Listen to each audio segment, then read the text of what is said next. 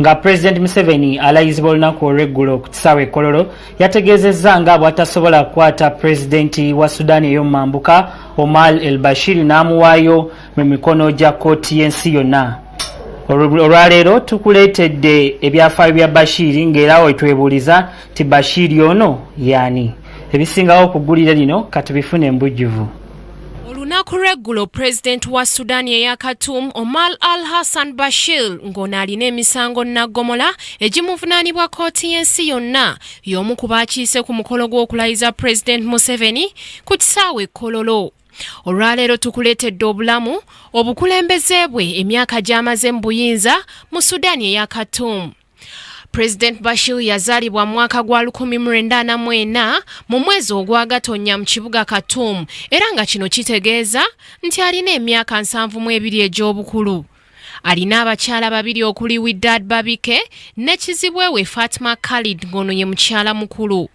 Yasomera mu kibuga Khartoum mwe yazaalibwa era nga okuva obuto bwe yayagalanga nnyo okubeera omujaasi era bwe yamalako ebibiina ebya wansi yayolekera Egyptian Military Academy n'oluvannyuma yeegatta ku Sudan Military Academy gye yatikkirwa mu mwaka gwa 1966.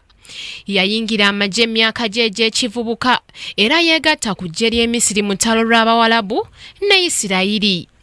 Mu mwaka gwa 1980 yeetikka eddimu ly'okulwanyisa abayeekera ba South Sudan aba Sudan People Liberation Army. Mu 1989 yeerangirira nga ssentebe wa Revolutionary Command Council for National Salvation oluvannyuma lw'okukulembera eggye ery'amamulako eyali Ssaabaminisita Sadiq Al-Mahdi owa Sudan eya Khartoum. Mu mwaka gwa 1993 yalwana bwezizingirire okulinnya ku ntebe era yeerangirira ng'omukulembeze wa Sudan eya Khartoum mu butongole olwo nno n'alyoka afufuggaza ebibiina by'obufuzi byonna n'awera ebibiina by'obwegassi empapula z'amawulire ez'obwannannyini n'asiba ne bannamawulire.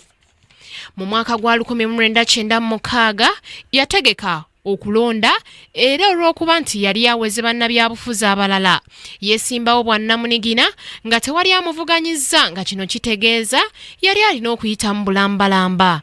Ekisanja kino kyamala emyaka 5 n'addamu ne yeesimbawo mu mwaka gwa 2000 era teyakkiriza muntu yenna kumwesimbako kumuvuganya nga mu mwaka guno olutalo lw'amafuta olwayawulayawula mu ggwanga lino we lwakwatira akati olwa Sudan People Liberation Army.